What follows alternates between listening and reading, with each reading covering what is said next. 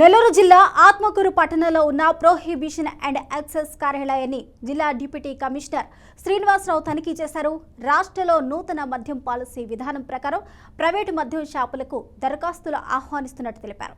ఈ క్రమంలో జరుగుతున్న దరఖాస్తుల తీరు పరిశీలనకు వచ్చింది అన్నారు. ఈ నెల 9వ తేదీ వరకు దరఖాస్తు చేసుకోవచ్చన్నారు.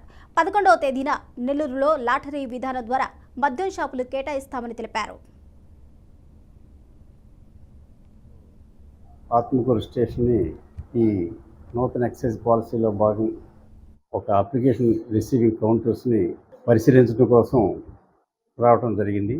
ఈ నూతన ఎక్సైజ్ పాలసీ 2 సంవత్సరాలకి మన జిల్లాకి 178 షాపులకి గౌరవ జిల్లా కలెక్టర్ గారు నోటిఫికేషన్ ఇవ్వడం జరిగింది. గెజిట్ ఈ 1వ తేదీ నుంచి 9వ తారీఖు వరకు 5 గంటల వరకు అప్లికేషన్ తీసుకోవడం జరుగుతుంది.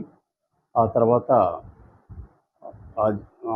నెల్లూరు కస్తూరిబా కళాక్షేత్రం నందు 11వ తారీఖున లాటరీ ద్వారాగా ఈ యొక్క అప్లికేషన్స్ని ఏ షాప్కి ఎవరేసారో వాళ్ళని లాటరీ ద్వారాగా తీసి ఎంపిక చేయడం జరుగుతుంది.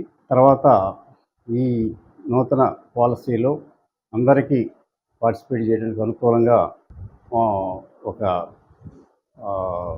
అనుకూలంగా మేము కండిషన్స్ని రూపొందించడం జరిగింది ప్రభుత్వం వారు. దీని ద్వారాగా ప్రజలకి